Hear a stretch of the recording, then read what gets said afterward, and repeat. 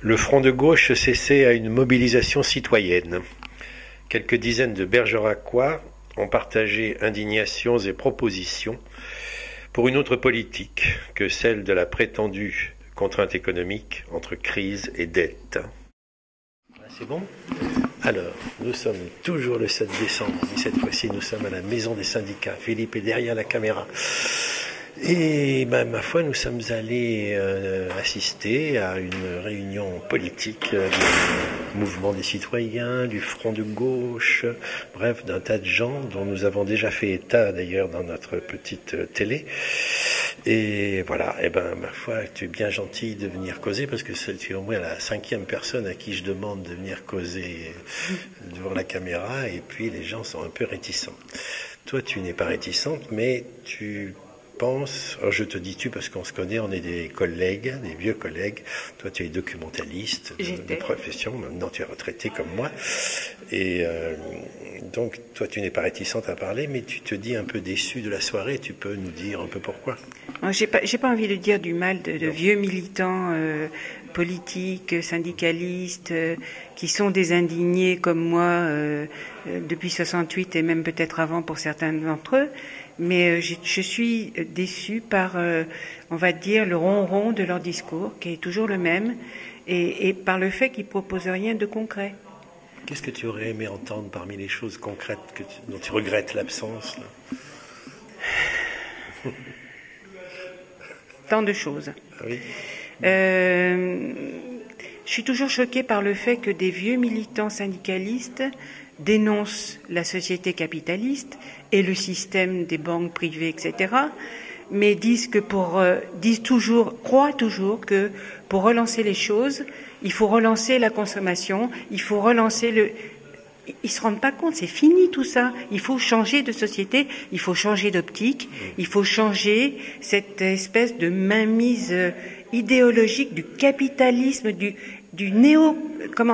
néocolonialisme capitaliste. Oui, le capitalisme vert qui va bien s'arranger. Voilà. Mais tu es sûr qu'on n'a pas entendu ce discours dont tu regrettes l'absence, c'est-à-dire, disons, anti-croissance, anti-consommation traditionnelle, je ne sais pas quoi. Personne n'en a parlé bien ce sûr, soir. Pierre Rabhi. Ah. Non, mais pas ce soir ici, je veux dire. Ouais. Non, ce soir, je ne l'ai pas entendu, non, pas vraiment. Et tu t'es pas senti le moyen d'invoquer au moins la décroissance, par exemple J'ai pas senti une potentielle écoute.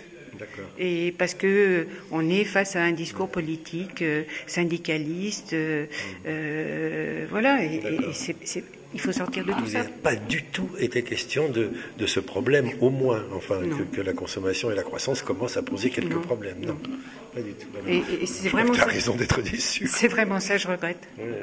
Ben moi, j'ai une autre déception, mais je n'étais pas présent à toute la soirée, mais l'interdiction du cumul des mandats, non plus, je ne l'ai pas entendu. Non plus. Oui, non, il y a plein de choses qui manquent, quoi. Et c'est vrai que j'ai aperçu Mélenchon une fois, non, je l'ai entendu à la radio, et j'avais trouvé son discours très intéressant. C'est pour ça que je suis venue ce soir. Outre le fait, j'ai trouvé une invitation dans ma boîte à lettres. Et voilà, mais je sais pas si je reviendrai à une autre réunion. D'accord. Et troisième et dernière chose, peut-être, les présidentielles, j'ai entendu quand même une dame qui disait les présidentielles, finalement, ça nous aide bien parce qu'on est là ça nous fait causer, mais elle avait l'air aussi de le regretter en disant tout de même la lutte c'est tous les jours, et c'est pas à cause des présidentielles. Mais est-ce qu'on est allé jusqu'à contester le principe même des présidentielles ? Non plus. Et c'est vraiment dommage. Mais ceci dit, c'est vrai que les présidentielles, c'est une occasion de reposer les problèmes. Mais si c'est toujours pour blablater, ça vaut pas le coup, quoi. D'accord. Franchement. Bon, écoute, compte sur nous pour, en tout cas, relayer cette information-là. Merci beaucoup. Bonsoir, Monsieur Sapir. C'est vraiment gentil de nous consacrer quelques instants. On vient de causer un petit peu avec une dame là qui a assisté à la réunion et qui se disait un peu déçue parce qu'elle n'avait pas du tout entendu parler de décroissance et de modèles de consommation à revoir. Ça vous a traversé l'esprit en écoutant tout ça ? Oui. On n'a pas parlé de tout ce soir. Ce soir, l'important, c'était de créer les bases d'un rassemblement le plus large possible pour que il y ait un mouvement qui soit suffisamment puissant pour que les choses changent. D'accord, mais si on veut se rassembler et que il n'y a pas de base définie ou déterminée, c'est un peu, on se mord la queue, non? Non, je pense qu'effectivement, toutes les notions que nous avions sur la croissance absolue et sur le développement de l'économie par rapport aux progrès sociaux sont à revoir. Il faut qu'on remette les choses à plat. Tout à l'heure, dans mon intervention, j'avais pris une image un peu humoristique en parlant du radeau de la Méduse. Eh bien, effectivement, on nous présente notre pays, ou l'Europe, comme le radeau de la Méduse qui est en train d'être ballotté par les flots de la dette. Et que, bon, les décisions qu'il faut prendre, c'est uniquement faire marcher la démocratie pour désigner celui qui va être mangé. C'est ça, vous pointez la peur qui est... Eh bien sûr. Donc, on ne peut pas imaginer que la crise actuelle est uniquement une crise de la dette. C'est ce qu'on essaie de faire passer dans la tête des gens. La véritable crise, c'est que la logique de la production pour faire du profit est arrivée au terme de ses possibilités. Et qu'on peut effectivement imaginer qu'on puisse répondre aux besoins des gens par une manière différente que le progrès de la production à tout prix, le progrès de la production intensive à tout prix. Les moyens de changer la matière aujourd'hui, la manière de nourrir la planète, la manière de tous les moyens techniques que la société a en son pouvoir pour répondre aux besoins des gens peut passer autrement que par la voie du progrès, du profit, mais par la recherche. Alors justement, ce capitalisme financier qu'on dit en crise, au fond, quelques économistes disent au fond c'est très bien parce qu'il ne peut pas continuer. Et peut-être que la fin du capitalisme financier, si elle arrive, Inch'Allah, marquera aussi la fin du capitalisme avec ses crises successives. Enfin, vous qui êtes un vieux militant communiste, ça doit vous aller droit au cœur quand même, ça. Écoutez, je pense qu'effectivement, nous sommes en plein dans une crise dont le capitalisme aura du mal à s'en sortir.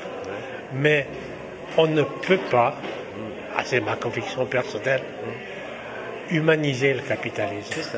On ne peut pas créer des réformes pour que le capitalisme soit plus juste. Sa raison d'être, c'est de faire du profit. On ne peut plus faire du profit comme on faisait avant. C'est le système qui est en panne. Alors juste une dernière petite question locale cette fois-ci, puisque quand même, on est à Bergerac. Les élections évidemment présidentielles sont des élections un peu, prétendument nationales, mais il y a aussi des élections législatives qui vont avec. Et qu'est-ce que vous pensez de... l'une des choses qu'on disait aussi tout à l'heure avec la dame qui était là, c'était que il n'a pas été question d'interdiction du cumul des mandats ce soir, ce qu'elle trouvait dommage. Et on vient d'assister à Bergerac, donc à une espèce de jeu de chaises musicales là, entre le PS et les Verts, en disant à toi celui-là, à toi à moi celui-là. Vous en pensez quoi? Parce que évidemment les gens comme moi ne peuvent que se dire ces choses sont décidées vraiment dans les couloirs parisiens des partis et les Bergeracois ne sont pas pour grand-chose au fond dans ces choix. Ça vous embête, ça vous fait dire oh je connais ça depuis longtemps. Écoutez, dans le système où nous vivons, les dés sont pipés. C'est ça. Ah oui, vous allez jusque-là. Ah oui, les dés sont pipés. Oui. Nous sommes dans une société bipartiste, bipolaire. On essaie de faire croire que les gens vont pouvoir s'exprimer. Dans ce cadre-là, d'une façon démocratique. C'est pas possible. La première des choses qu'il faudra faire, c'est qu'on revient à des notions de démocratie différentes. Démocratie sociale, démocratie économique, démocratie de la représentation politique. Et c'est ce qui est fait ce soir. Je crois que c'est une belle chose pour remettre les gens dans la proposition politique. Devenir acteur de s'accaparer de la politique, dans le sens noble du terme. Mais toutes les batailles des ambitions personnelles, cette propension à proposer sa propre candidature pour être au poste les plus importants, mais c'est indécent. Je comprends pas qu'on puisse... j'ai vu, y compris dans certains partis de gauche, des candidats qui se présentent et qui font leur propre promotion. Voilà, je suis le plus beau, la plus belle, c'est moi qui va vous sortir de là. C'est une façon de faire de la politique qui me paraît complètement étrange. Alors bon, je vieillis peut-être. Hein. Non, mais que le dieu de la démocratie vous entende. En tout cas, c'est vrai, vous avez raison. 60 personnes pour une réunion comme ça, c'est pas si mal que ça. J'ai vu que la parole circulait, même un peu plus sans doute, et la parole circulait pas mal quand même. Et puis bon, surtout des sensibilités différentes. C'est ça. On est tous un peu cousins germains, mais des sensibilités différentes et le respect de l'autre. Je crois que c'est ce qui est le plus important. Et on bâtira quelque chose. Vous savez, le plus terrible, c'est la désespérance. C'est ça. On veut nous faire croire que tout est bouché, Okay. on peut pas s'en sortir, c'est pas possible. Moi, je crois qu'il y a moi, l'exemple des insurgés me met plein d'enthousiasme parce que Il y a des révolutions arabes. Oui, encore que on met le mot révolution. Révolte. D'une façon un petit peu désinvolte, parce que les pauvres gars qui vont se retrouver avec les mêmes propriétaires des moyens de production et qui vont subir la misère de la même manière qu'avant, parlent d'une révolution. Moi qui croyais qu'on allait terminer sur une note positive, mais non, on est quand même assez content de ces insurrections, appelons-les comme ça. Bien sûr, disons que tout pas en avant qui permette l'évolution vers la démocratie, il faut le prendre à bras ouverts, mais ne pas utiliser des mots à tort et à travers parce que ça crée des illusions qui vont devant souvent de regrets. Qui retombent mal. Eh ben, merci beaucoup, monsieur Sapir. Bon, alors Jeanne, tout le monde te connaît à Canal Pop puisque tu viens souvent, mais donc nous nous trouvons à cette même soirée, nous avons enregistré quelques réactions après cette réunion, des réactions un peu mitigées, on va dire. Tu fais partie des organisateurs de cette réunion. Toi, en gros, après ça, qu'est-ce que tu en penses? Alors, moi, j'ai été vraiment très, très séduite par les intervenants de toutes origines, de toutes conditions, par leur détermination, leur engagement personnel, leur capacité à porter des projets, des analyses. Je pense que l'objectif premier de cette réunion d'Assemblée citoyenne, c'était justement que la parole s'exprime. Avec des nuances, des divergences, mais des propositions aussi de convergence. Ça, c'est vrai que c'était assez net. Voilà. Il y avait plusieurs dizaines de personnes et un discours qui circulait, une parole assez partagée par des gens assez différents. Quoique, la dame qu'on a enregistrée tout à l'heure disait qu'elle n'avait pas entendu, et elle en était déçue, le mot de décroissance et de critique de la consommation en général. Enfin, ce discours vert, si tu veux, elle ne l'a pas entendu. Tu confirmes? Effectivement, la question a été abordée une seule fois par une personne qui a parlé de, effectivement, répartir autrement les richesses et donner une solution keynésienne, si je peux dire, à la crise, et sans remettre en cause le modèle de développement. Alors donc, il n'y a pas eu de reprise de ça par d'autres personnes, mais je pense que, étant donné la diversité des intervenants et la volonté pour que les gens en parlent, on ne pouvait pas les interrompre pour... Mais cette dame aurait dû, justement, poser la question. Ça, c'est un peu dommage, parce que c'est vrai que ça fait partie des perspectives alternatives. Voilà. Ce genre de réunion, vous prévoyez de les refaire à intervalles réguliers? Comment ça se passe? Pour le moment, donc, il y a des assemblées citoyennes qui se situent dans divers lieux de la circonscription. Et dans les diverses circonscriptions de chaque département, ici en Dordogne, il y en a eu déjà à Sarlat, à Belvès. Là, il y en a une ici, il y en aura une à La Linde. Et puis il y en a dans le Périgueux et le nord du département. Il y a une espèce de compte-rendu prévu et de resserrement des objectifs, ou bien c'est toujours le thème du rassemblement sur une base aussi large que possible qui marche.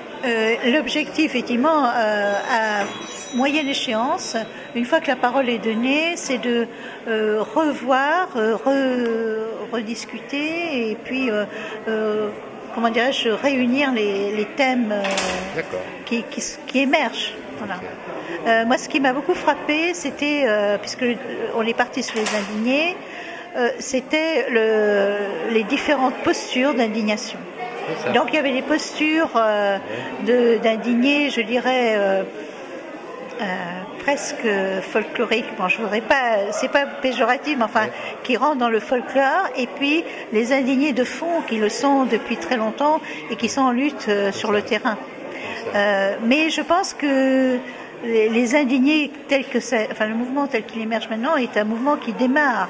Donc on ne peut pas préjuger de son évolution ni rien. Mais oui, c'est vrai, il y avait une certaine distance par rapport à l'indignation. J'ai entendu ça. Bon, ben écoute, merci beaucoup.